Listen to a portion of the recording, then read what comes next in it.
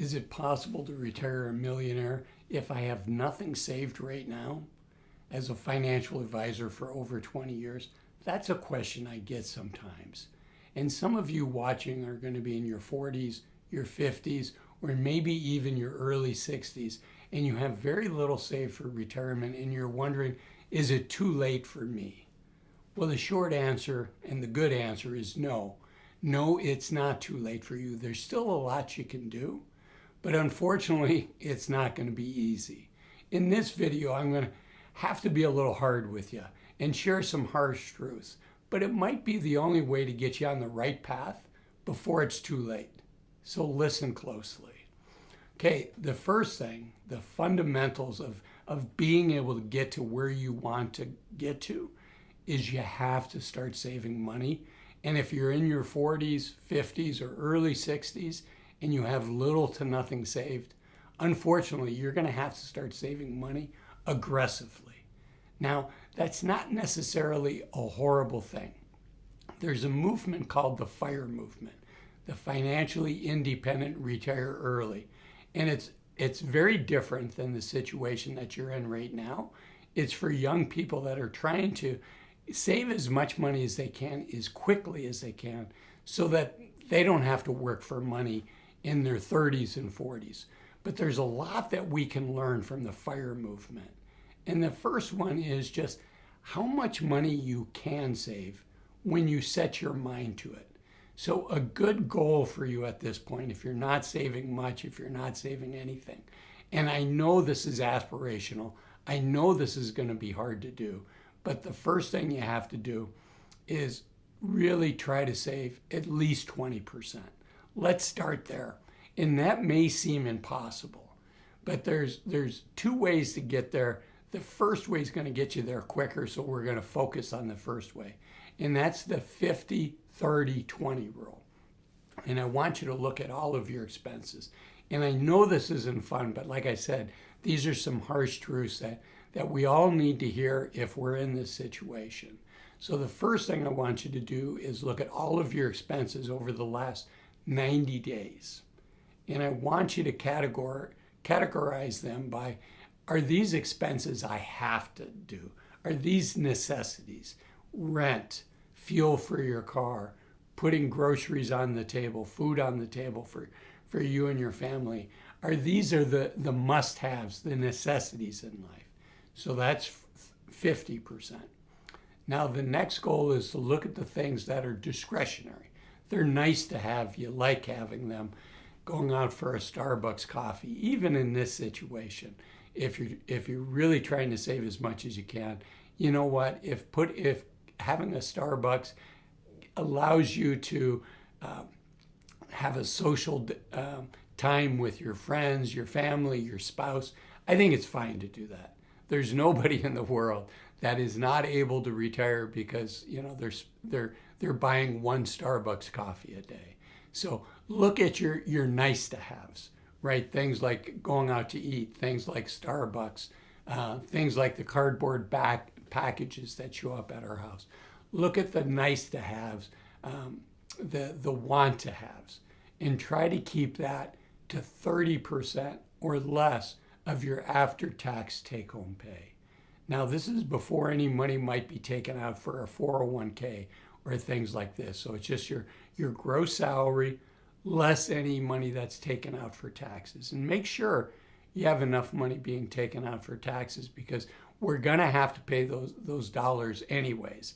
So for the vast majority of us, much better off to have those dollars taken out as we go, as opposed to having a surprise in April of the following year. Surprises are not good in this context. So if 50% goes to our needs, 30% goes to our wants, we're now at 20%, and we're saving 20%. And we can make a lot of progress saving 20% a year. But one of the things we can learn from the FIRE movement is we can save even more. It's not unusual in the FIRE movement for young people to save 20, 30, 40, even half of their after-tax pay. Now, saving half, depending on your situation in life, right? If you're married, if you have children, it's going to be super, super hard to do that. Right, but look at your expenses and say, where are the big dollars? Where can I start saving money? For instance, if your rent is a 30-year take-home pay, or your mortgage is a 30-year take-home pay, which is a lot, is there a less expensive way that you could live? Again, these are harsh truths, but some people have moved in with their families. Some people have moved in with friends in order to at least start saving, to build that foundation. Because once we have that foundation, there's a lot of good things that we can do. And that brings me to my second point, is have an asset allocation that makes sense for you. Now, if you're way behind, the tendency is to say, okay, I got to go all in. It's all or nothing. I'm either going to win or I'm going to lose, but I don't want you to lose. And if you don't want to lose, and I don't think you want to lose either, you got to make sure that your asset allocation is right. And I can't give that to you in a video, right? I don't know your situation. This is not financial advice, but even though you're trying to save, I think it makes a lot of sense to find a financial advisor who works on an hourly basis, who's going to charge you. They're not going to do it for free, because you know what the most expensive advice is in the marketplace is people that say they're going to give you a free plan, because then they're going to try to sell you something. And unfortunately, some of these sales products have a 7, 8, 10% commission. So if you invest $100,000, the person might be making $10,000 off of that. I'd much rather see you say, what's your hourly rate? I'm going to pay you for that, and let you and I get together. You can explain your situation to the financial advisor, and you can make sure that you get the asset allocation right. Because some of the most dangerous words in investing is, I just need this to work for, insert the number of months, right? I just need this to work for another 12 months. I just need this to work. When you find yourself saying that to yourself, pause. Those are danger words. Those are danger words for me. Those are danger words for everybody, right? As I record this, the stock market is up over 30% in the last 12 months. That's a big number. And it's really easy for somebody to say, well, I only need that kind of return for 2, 3, 4, 5 years, and then I'll be able to retire. Well, you know what? Trees don't grow to the moon. I don't know. But what I do know is anything that can increase by 30% in a year, guess what? It can also decrease by 30% or more in a year. So we want to be careful. It's about doing the right things and doing it consistently, so every day we get closer to our goal, and making good decisions if you're in the situation where you're behind.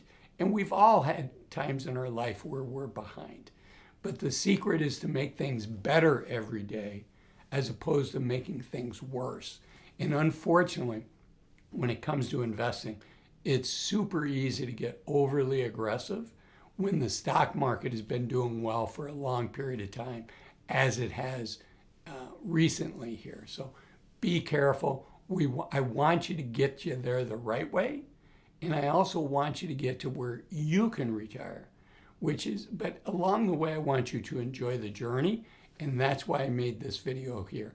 8 things to stop doing in your 50s and 60s in order to enjoy your journey more. I'll see you in there. Bye-bye.